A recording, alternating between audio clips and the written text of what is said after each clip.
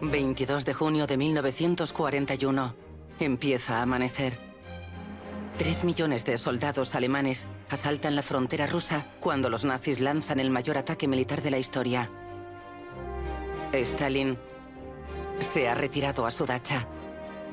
El líder del país y uno de los dictadores más temidos del mundo bebe hasta el sopor durante 9 días, mientras la Wehrmacht se adueña de su amada patria. A pesar de las advertencias del primer ministro británico Winston Churchill y el presidente de Estados Unidos, Franklin Delano Roosevelt, de que la invasión era inminente, Stalin las considera un complot capitalista diseñado para minar el pacto que había firmado 2 años antes con Adolf Hitler. Solo cuando las columnas de acero de la Wehrmacht atravesaron las fronteras rusas se dio cuenta de que había sido traicionado.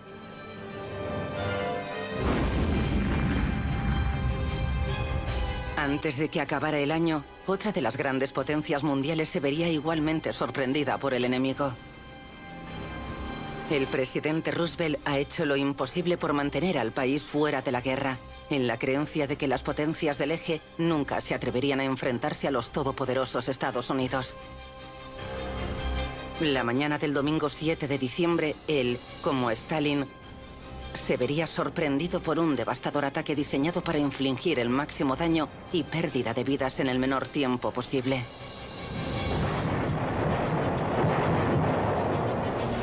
Mientras el presidente disfrutaba de su comida del domingo en la Casa Blanca, una fuerza de ataque japonesa torpedea a la flota del Pacífico con base en Pearl Harbor, en Hawái.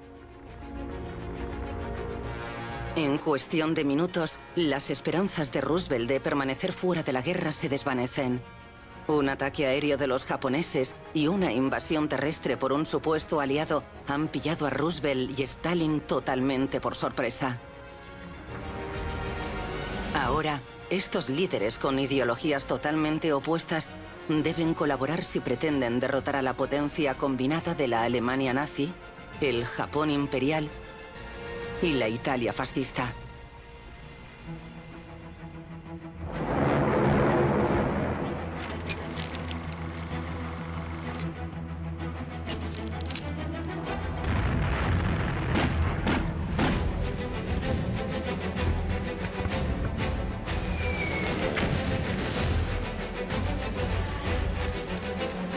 Segunda Guerra Mundial, hacia la victoria, una alianza nefasta. La mañana del domingo 7 de diciembre de 1941 cambiaría la historia. A date which will live in infamy. The United States of America was suddenly and deliberately attacked. En cuestión de minutos, 2 devastadores ataques de cientos de aviones japoneses cargados de bombas y torpedos dejan 18 buques de guerra americanos ardiendo o hundidos.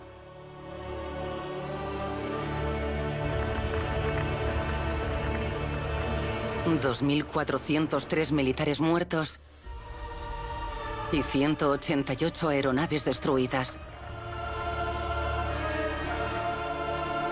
Pero en el momento del ataque a Pearl Harbor, Estados Unidos no estaba en guerra.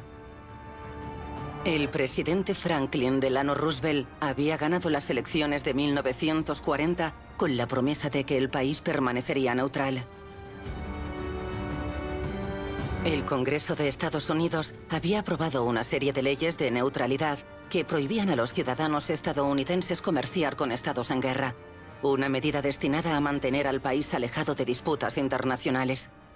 Básicamente dijeron, si se declara la guerra, y concretamente, si el presidente dice que hay una guerra en curso, se limita la capacidad de Estados Unidos de comerciar con esos países. Se trataba de constreñir a Estados Unidos, pero especialmente al presidente, porque se acordaban de la Primera Guerra Mundial, cuando Woodrow Wilson fue presidente. Pensaban que Wilson se había excedido y había hecho que Estados Unidos se viera arrastrado a esta guerra europea. Con el país aún emergiendo de la Gran Depresión, muchos pensaban que Estados Unidos ya tenía suficientes problemas. Roosevelt, un político astuto, era muy consciente de la opinión pública.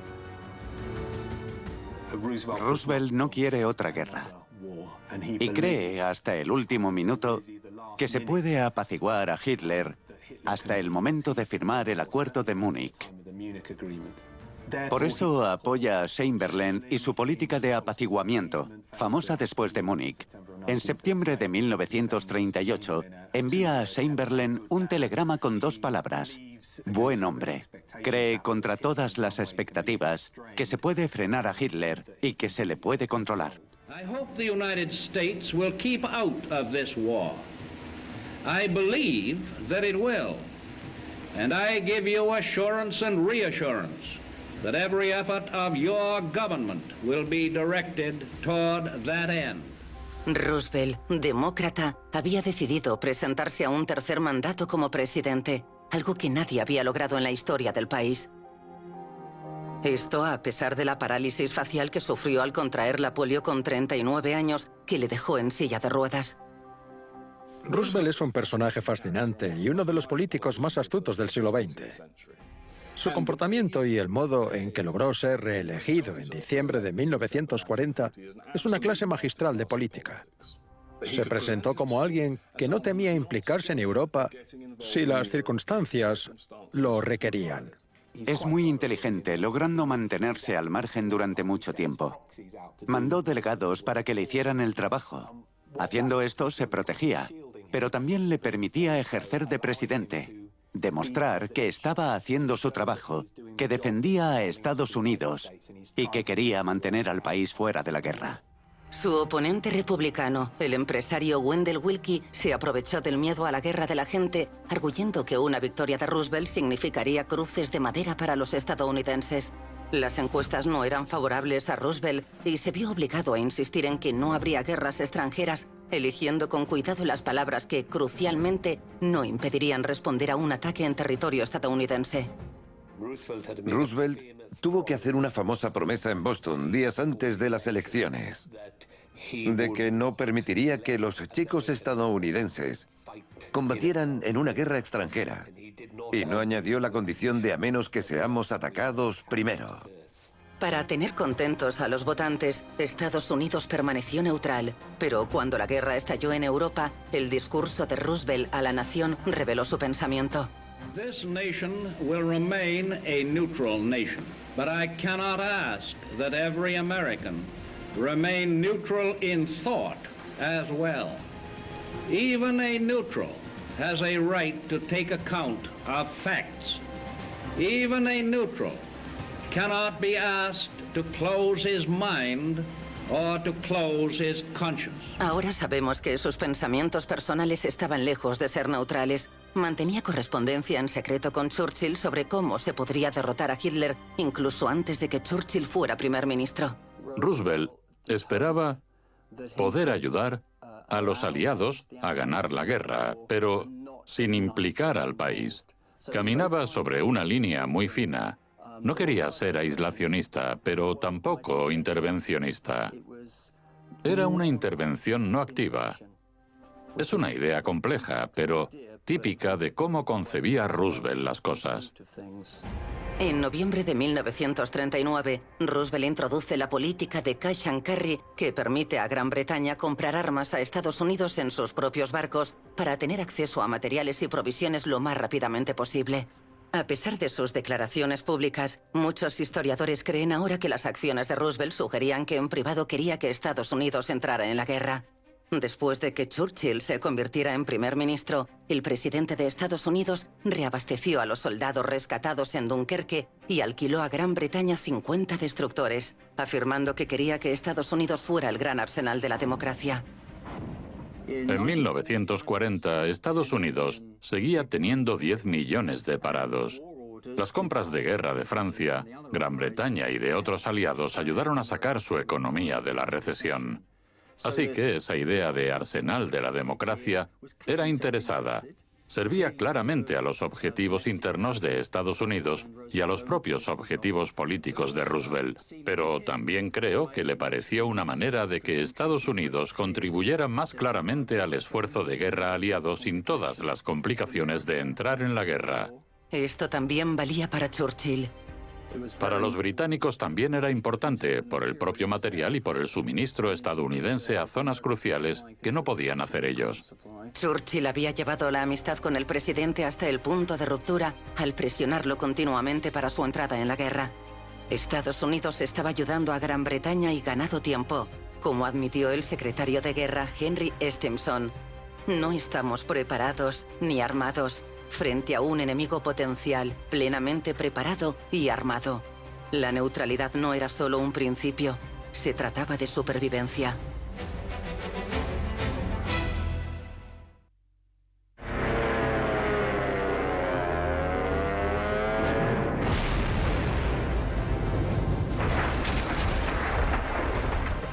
A finales de 1940, Gran Bretaña había ganado la batalla de Inglaterra contra todo pronóstico, pero ahora la gente estaba soportando los bombardeos nocturnos alemanes de ciudades y pueblos de todo el país. A consecuencia de más de un año en guerra, Gran Bretaña estaba casi en bancarrota. Churchill presionó todo lo que pudo a Roosevelt, suplicándole en un gran número de discursos políticos en los que intentó alinear la causa británica con los intereses estadounidenses.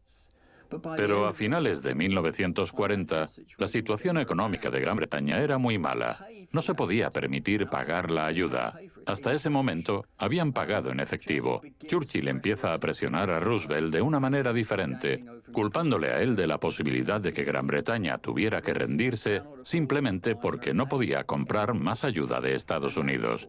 Como Churchill sabía, eso obligaba a Roosevelt a tener que decirle al público estadounidense, con trabajos bien pagados, suministrando material a los británicos, que perderían su empleo porque Gran Bretaña ya no podía pagarles.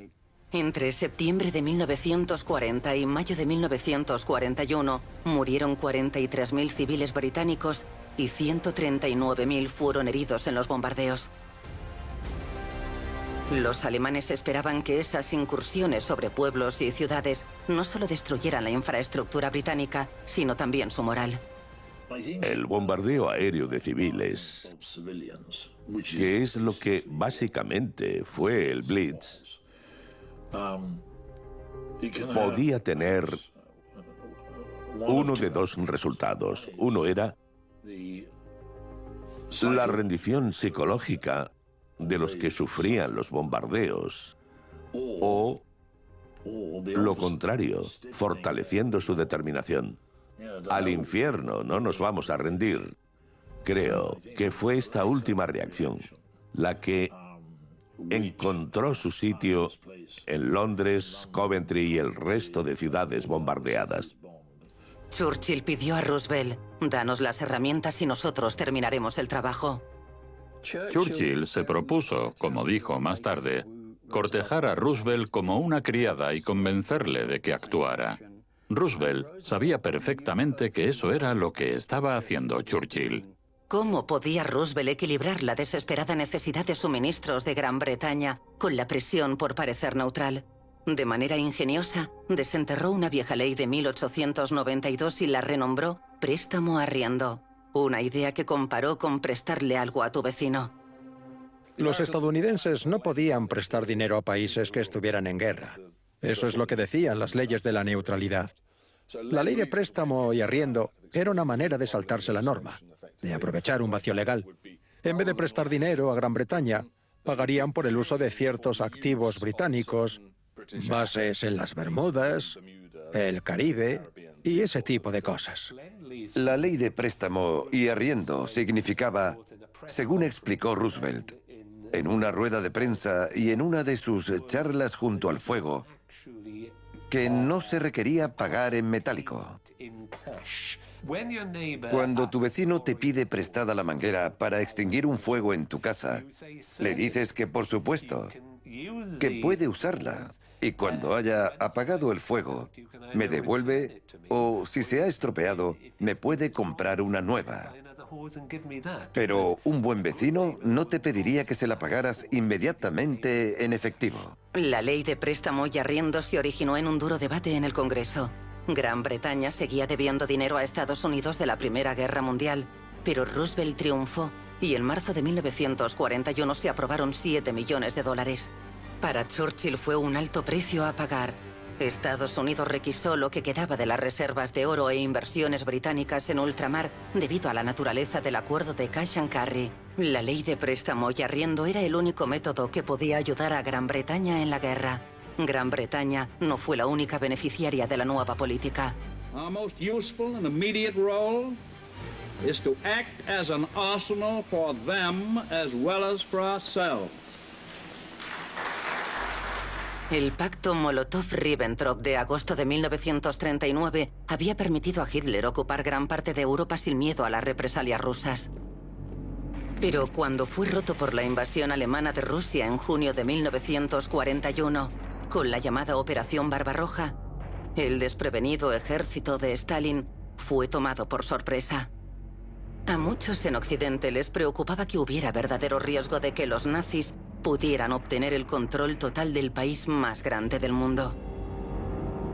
Los estadounidenses se interesaron mucho por la invasión nazi de la Unión Soviética. Pero el interés y la actitud dependían de si la gente pensaba que la Unión Soviética necesitaba ayuda para defenderse de los nazis o si se merecían lo que les pasara por haber hecho aquel pacto con ellos.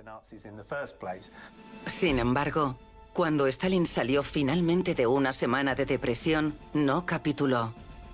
Se dirigió a los capitalistas y pidió unirse al préstamo y arriendo.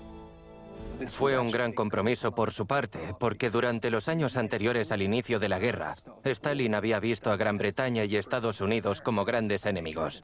Esto encajaba con su visión ideológica del mundo, que veía las cosas en blanco o negro. Era el comunismo contra el capitalismo. Pero ahora debía hacer un trato con las potencias capitalistas para vencer a Hitler. Roosevelt le concedió un crédito de $1.000 millones sin intereses en suministros y materias primas. Stalin expresó su sincera gratitud por esta ayuda urgente en la lucha contra el enemigo común, el sanguinario hitlerismo. Stalin vio que la ayuda de los aliados era fundamental para la victoria soviética en la guerra. Esto se debe a que gran parte de la economía soviética se había volcado en la producción militar y la lucha contra los nazis. Sin la ayuda de los aliados, la Unión Soviética no hubiera podido alimentar a su pueblo. Por eso, era de vital importancia y Stalin lo entendió así. La verdadera contribución de estadounidenses y británicos, aparte de los recursos militares que enviaron, fue el suministro de alimentos. Pero a pesar de los acuerdos de ayuda, los tres grandes no estaban en absoluto alineados en sus objetivos y ambiciones. En el verano de 1941, la Rusia de Stalin luchaba por su vida contra la mayor invasión terrestre de la historia. La Gran Bretaña de Churchill era bombardeada y estaba casi en bancarrota. Mientras que militarmente, los Estados Unidos de Roosevelt se mantenían al margen. Por el contrario, la alianza de Hitler y Mussolini se mantenía fuerte y se complacían en mostrar su estrecha relación ante las cámaras en una serie de reuniones muy publicitadas. Para fortalecer las relaciones angloamericanas, Churchill sintió que era vital verse con Roosevelt cara a cara. En agosto de 1941, la batalla del Atlántico estaba en su apogeo, con submarinos alemanes, la Luftwaffe y la Marina de Guerra alemana patrullando los mares. El viaje se consideró tan peligroso que Churchill tuvo que solicitar permiso al rey. Pero a pesar de los peligros, Churchill embarcó en secreto en el Príncipe de Gales en Falmouth y zarpó para reunirse con el presidente de Estados Unidos. Cuando cruzó el Atlántico para reunirse con Roosevelt, Churchill tenía muchas esperanzas de que el haber accedido a reunirse con él significara que el estadounidense había decidido finalmente entrar en la guerra. Esperaba una declaración de guerra o la promesa de que Estados Unidos participaría activamente en la contienda. Por supuesto, sufrió una decepción. A todo nazi le llega su San Martín. Adolf Hitler era muy débil, inseguro y presuntuoso. La derrota de los nazis, esta noche solo en Canal Historia. Era la primera vez que los dos líderes se reunían como jefes de gobierno. Durante 4 días, del 9 al 12 de agosto de 1941, Roosevelt y Churchill mantuvieron una serie de reuniones secretas a bordo de barcos de la Armada en la costa de Terranova. Roosevelt no quería que el pueblo estadounidense lo supiera hasta celebrar el encuentro, porque quería asegurarse de obtener el resultado que buscaba, que era la declaración del Atlántico. Churchill llegó con una larga lista de deseos de municiones y suministros, pero también el deseo de que Estados Unidos entrara en guerra inmediatamente. Un punto sobre el que hizo hincapié al hacer que Roosevelt se uniera a él cantando el himno "Adelante, soldados cristianos", marchando como a la guerra ante las cámaras.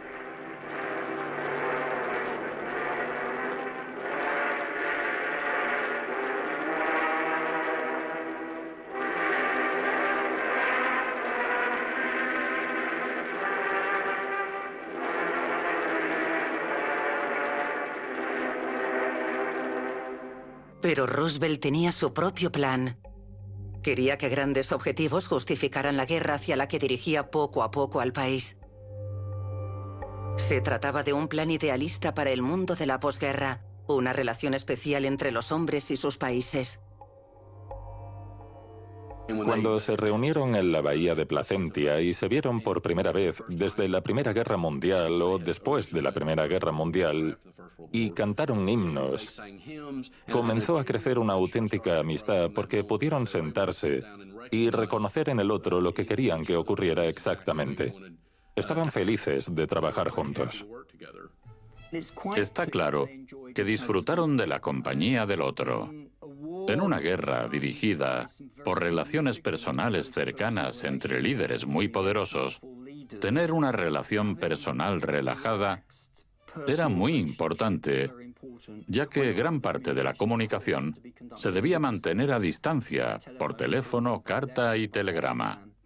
Cuando Winston Churchill visitó la Casa Blanca después del bombardeo de Pearl Harbor, el presidente entró en el baño y pilló sin toalla a Churchill. Este dijo: "No tengo nada que esconder al presidente de los Estados Unidos". El problema era que Churchill y Roosevelt veían el mundo de maneras muy diferentes. Churchill quería proteger el imperio británico, mientras que Roosevelt quería acabar con el imperialismo europeo y abrir el mundo a la influencia estadounidense. Para seguir siendo aliados, debían encontrar puntos en común rápidamente. Los dos hombres trabajaron entre bastidores para idear lo que se conocería como la Carta del Atlántico. El acuerdo rechazaba el engrandecimiento territorial, afirmaba la autodeterminación nacional, prometía mejoras de las condiciones de trabajo, progreso económico y protección social y, en contra de los deseos de Churchill, un fin para el colonialismo. En última instancia, lo que insinuaba era que quería acabar con los imperios. Ese era el verdadero punto de controversia entre él y Churchill. Cuando se reúnen, Churchill hace incluir una pequeña cláusula dando a entender que a los regímenes actuales, a los regímenes imperiales, se les permitirá quedarse, pero Churchill sabe que en el fondo Roosevelt quiere acabar con ellos. Uno de los principales pilares era expresar el deseo de autodeterminación, pero en la interpretación de Churchill eso significaba Europa, y la de Roosevelt se refería a todo el mundo colonial. A pesar de sus diferencias, el encuentro de Terranova cimentó su amistad. Tras la reunión, Roosevelt telegrafió a Churchill: "Es agradable estar en la misma década con usted". Churchill le contestaría: "He sentido que estaba en contacto con un gran hombre que también es un amigo de corazón". Gran parte del objetivo de la guerra, como quedó expresado en varias de sus conversaciones, así como con Stalin, implicaba pensar en liberar a Europa de, si se quiere decir así, el imperio fascista nazi. Pero la ramificación de eso significaría, según Roosevelt, la autodeterminación para el imperio británico, para lugares como la India, pero también África y otras partes. Y con la Carta del Atlántico, este fue un punto de discordia entre Churchill y Roosevelt. Decidieron repetir esa reunión. Terranova sería la primera de 9 conferencias cara a cara. La Carta del Atlántico fue firmada el 24 de septiembre de 1941 por la URSS y los 9 gobiernos exiliados de la Europa ocupada: Bélgica, Checoslovaquia, Grecia, Luxemburgo, Países Bajos, Noruega, Polonia, Yugoslavia y por los representantes del general de Gaulle de Francia. Es un documento importante porque establece estos objetivos para el mundo de la posguerra. De alguna manera, retoma dónde se quedó Estados Unidos después de la Primera Guerra Mundial. Woodrow Wilson tenía 14 puntos que redactó para el orden posterior a la Primera Guerra Mundial. Roosevelt tomó algunos de ellos y afirmó querer lograr un mundo más libre y, económicamente, un sistema democrático más libre. Estábamos luchando por la Carta del Atlántico. Y aunque Estados Unidos aún no estaba en la guerra, era la forma angloamericana de ver el mundo en el que queríamos vivir después de la guerra, como un mundo sin nazismo ni fascismo italiano. Pero a pesar del éxito de la reunión, la Carta del Atlántico no logró convencer al público estadounidense de que el país debía entrar en la guerra. Los partidos lo vieron como innovador y que cambiaría el mundo. Pero los aislacionistas vieron en la carta la evidencia de un compromiso secreto de Roosevelt para llevar a Estados Unidos a la guerra. El país estaba a punto de ser víctima de un ataque inesperado y devastador.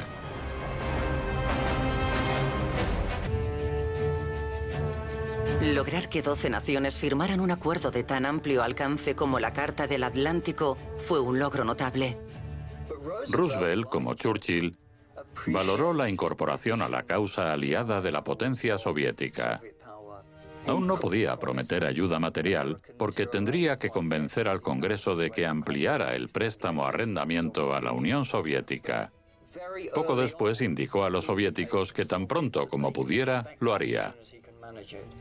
Lo más significativo es que mandó a su mano derecha, Harry Hopkins, a la Unión Soviética a finales de julio para reunirse con Stalin y evaluar si la Unión Soviética iba a sobrevivir y ampliar relaciones.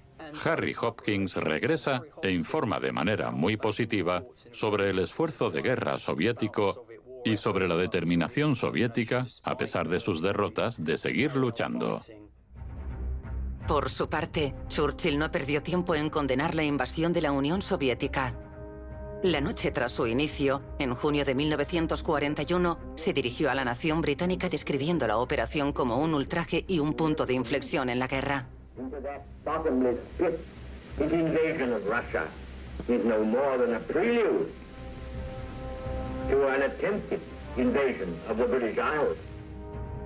Teniendo en cuenta el pragmatismo de Churchill, creo que él vio una oportunidad. Reconoció que era el momento de poner a Joseph Stalin de su lado. Churchill reconoció muy pronto que la Rusia soviética era menos amenazante que la Alemania nazi. Mientras Churchill ampliaba su amistad y apoyo a Stalin, Hitler, que solo semanas antes había sido aliado de Rusia, libraba ahora lo que él llamaba una guerra de destrucción contra una nación de subhumanos.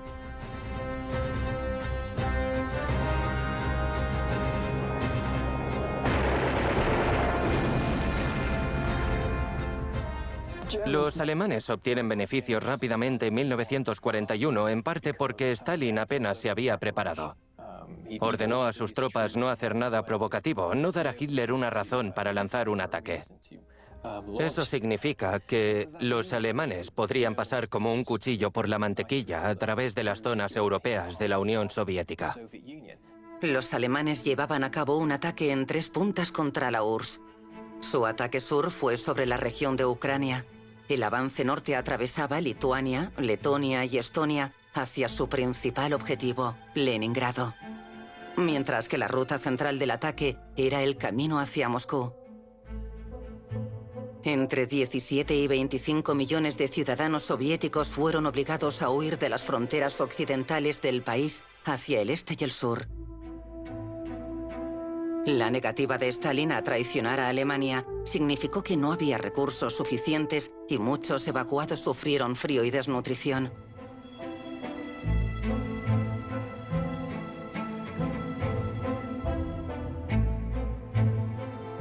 En su avance hacia la capital soviética, los alemanes mataron o capturaron a más de 500.000 soldados soviéticos cerca de las ciudades de Briansk y Vyazma, los últimos bastiones del Ejército Rojo que se interponían entre los alemanes y Moscú. Pero a pesar de las grandes pérdidas, los soviéticos demostraron ser fuertes. La URSS envió más de 1 millón de soldados y 1.000 carros de combate a defender Moscú. Mujeres y niños se unieron a los hombres para acabar múltiples líneas defensivas. Los nazis no tomarían Moscú. Otro éxito soviético en el periodo inmediatamente posterior a la invasión fue la rápida reubicación de 1.500 grandes fábricas para preservar los recursos vitales para el esfuerzo bélico. Parte del material tuvo que ser desmontado de la zona occidental de la Unión Soviética, embarcado en trenes y reubicado después en la zona oriental. Es una de las razones por las que lograron hacerle retroceder al final. Mientras tanto, el ataque nazi se centraba cada vez más en Leningrado, una ciudad de importancia estratégica. La posición privilegiada de la ciudad en el río Neva ofrecía un fácil acceso al mar. Era la base de la flota rusa del Báltico de acorazados, destructores, aviones, torpedos y submarinos. Con más de 600 fábricas, Leningrado era la segunda ciudad en producción industrial después de Moscú. También tenía una importancia simbólica, por lo que Hitler estaba decidido a destruir Leningrado, que odiaba solo por el nombre. Fue el lugar del nacimiento de la Revolución Rusa. Se llamó así por Lenin. Mientras las fuerzas nazis avanzaban, unos aterrorizados civiles corrían a construir trincheras y fortificaciones anticarros. Los nazis avanzaban a toda velocidad y el Ejército Rojo ruso y las fuerzas voluntarias no podían levantar defensas con suficiente rapidez. La ciudad estaba casi completamente rodeada por los alemanes, con sus aliados finlandeses en el norte. El 8 de septiembre, la única forma de entrar o salir de Leningrado era por agua, a través del vasto lago Ladoga. The camera can show but little of the suffering and death and horror that have reigned upon this heroic city in the long months during which the Nazis have vainly smashed at Leningrad's gates. Finalmente, la frenética construcción de trincheras por los habitantes de Leningrado dio fruto.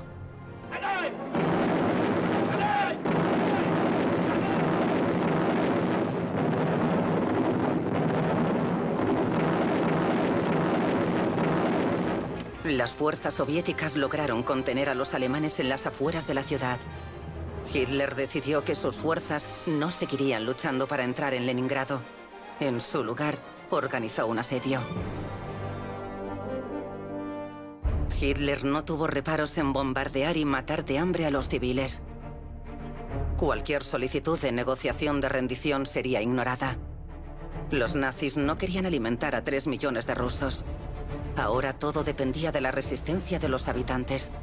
Si Leningrado caía, el destino de la Unión Soviética estaba sellado. 7 de diciembre de 1941, en cuestión de minutos, 2 oleadas de casi 200 aviones japoneses surcan el cielo de Pearl Harbor en Hawái, matando a 2.400 militares estadounidenses, destruyendo 188 aviones y torpedeando 18 buques de guerra.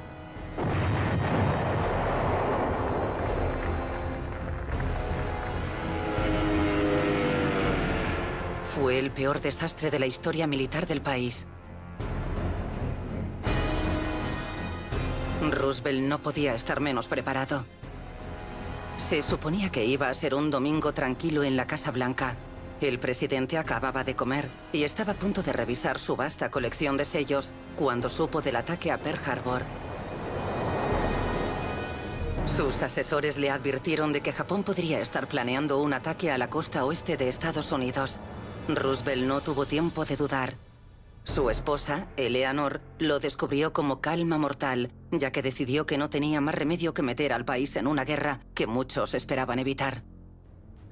Creo que el bombardeo japonés de Pearl Harbor, como dijo Roosevelt, un día que vivirá en la infamia, fue el mayor punto de inflexión de la historia de la Segunda Guerra Mundial. Hasta ese momento, se podría argumentar que Roosevelt, los aislacionistas del gabinete y el Congreso no querían implicarse en lo que veían como un conflicto europeo y no querían convertirse en actor militar activo de la Segunda Guerra Mundial. El bombardeo en Pearl Harbor de la flota estadounidense en Hawái supuso que la guerra llegara a las costas estadounidenses. El ataque a Pearl Harbor conmocionó al mundo. Roosevelt no tardó en dejar claro que la neutralidad de Estados Unidos había terminado. The American people in their righteous might will win through to absolute victory. Mucha gente estaba asustada y otros estaban felices de luchar. La gente estaba asustada de que hubiera ocurrido tan cerca. El ataque a Pearl Harbor ocurrió en nuestra tierra. Mucha gente dijo, vamos, estamos listos para ir a por ellos. Si Roosevelt hubiera malinterpretado el estado de ánimo nacional, toda su presidencia habría estado en peligro. La mayoría del público estadounidense entendió que tenía la guerra en sus costas y que debía responder a eso como lo hacía Roosevelt. La declaración de guerra de Roosevelt fue aprobada en unos minutos. Con solo un voto en contra, estaba claro que Estados Unidos ya no se aferraba al aislacionismo. Pearl Harbor es una derrota significativa para los estadounidenses en el Pacífico. Perjudica gravemente su capacidad de responder a los japoneses, pero también une a la opinión pública. Todas las dudas sobre si la guerra que se libraba en Europa era asunto de Estados Unidos y era mejor mantenerse al margen, desaparecieron por la forma en que habían sido atacados. Al fin, Churchill había conseguido lo que quería.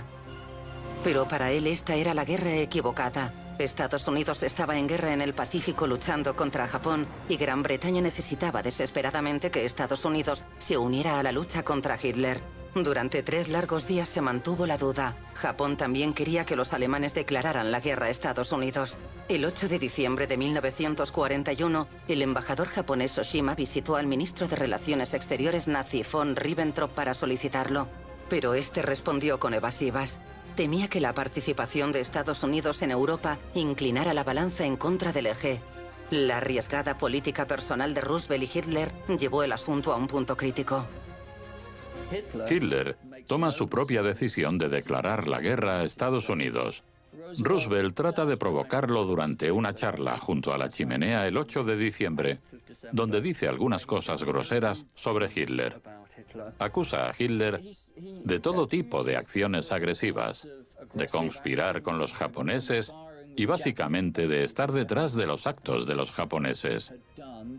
3 días después del ataque a Pearl Harbor, primero Mussolini y luego Hitler declararon la guerra a Estados Unidos, afirmando que su pacto de acero traería un nuevo orden mundial.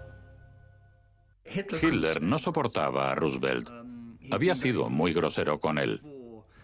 Si escuchamos el discurso de Hitler en el Reichstag, cuando declara la guerra, despotrica de Roosevelt. Roosevelt sabía cómo provocarlo, y eso es lo que quiso hacer. En la visión del mundo de Hitler, había una buena razón para atacar a Estados Unidos, para declararle la guerra. En su opinión, los judíos estaban en el centro de todo lo malo del mundo y Estados Unidos. En particular, las finanzas de Nueva York, con un gran número de judíos en bancos de inversión en Nueva York, estaban en el centro de ello. Por lo tanto, según su lógica perversa, esta sería parte de su solución final. La solución final del problema judío sería asumir y derrotar también a Estados Unidos. Roosevelt respondió argumentando que las potencias del eje pretendían esclavizar al mundo y llamando a todas las naciones a unirse contra las fuerzas del salvajismo y la barbarie. El Congreso y el Senado estadounidenses fueron unánimes. En solo 4 días, Estados Unidos pasó del glorioso aislamiento a librar una guerra en 2 frentes. Los japoneses consiguieron que un submarino lanzara torpedos hacia Los Ángeles cuando Roosevelt estaba dando una de sus primeras charlas en tiempo de guerra. Pero, por lo general, no representaban una amenaza para el continente. Pero sorprendió a los estadounidenses que creían poder mantenerse fuera de la guerra. Japón empezaba a demostrar ser un enemigo letal. Horas después de Pearl Harbor, aviones japoneses atacaron aeródromos al norte de Manila, en Filipinas, destruyendo más de la mitad de los cazas y bombarderos de la Fuerza Aérea de Estados Unidos en Extremo Oriente. 2 días después, nuevos ataques destruyeron el astillero de Cavite, las únicas instalaciones de reparación de buques de los Estados Unidos en Filipinas.